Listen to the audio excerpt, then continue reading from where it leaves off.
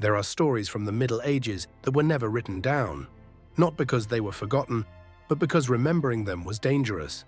This is one of those stories. In the year of our Lord 1287, there was a town hidden between forests and stone roads, far from the eyes of kings and bishops. To outsiders, it looked peaceful. Church bells rang every morning, markets opened at dawn, children ran barefoot through the streets, and above them all stood the mayor, Lord Alaric of Veyron. He was not born noble, but he learned quickly how power worked. He spoke softly in public, donated gold to the church, and presented himself as a protector of the people. To travelers, he was a man of order. To the town, he was something else entirely. Alaric ruled not through law, but through fear, disguised as authority. Taxes were raised without reason. Families who questioned him found their land seized overnight. Men who spoke too loudly were accused of heresy or theft and dragged away. But it was the children who suffered most. Not openly, not in ways that could be proven. Girls from poor families were taken into his household as servants. That was the word he used, servants. Their parents were told it was an honor, a blessing, a chance for their daughters to eat well and learn discipline.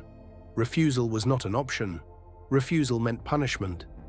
Some of those girls returned months later, silent and changed. Others never returned at all. When mothers asked questions, they were told the same story every time. She was sent away. She fell ill. She ran away. Always different answers, never the truth.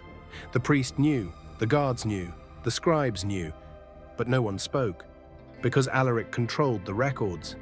Births disappeared from ledgers, names were scratched out, deaths were never registered. In a world where ink meant existence, erasing ink meant erasing a life. At night, screams were sometimes heard from the upper chambers of the mayor's estate. Guards were ordered to ignore them. They were told it was discipline, or madness, or imagination. Fear has many explanations. One winter, a girl named Ellen vanished. She was 13. Her father was a blacksmith, strong and respected. Unlike others, he did not accept the silence. He went to the church, he went to the council, he demanded answers. 3 days later, he was arrested for treason.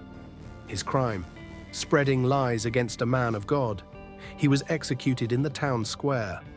His daughter's name was never spoken again. That was the moment the town understood the rules. Silence meant survival. Years passed, bodies were never found, no trials were held, no accusations remained on record.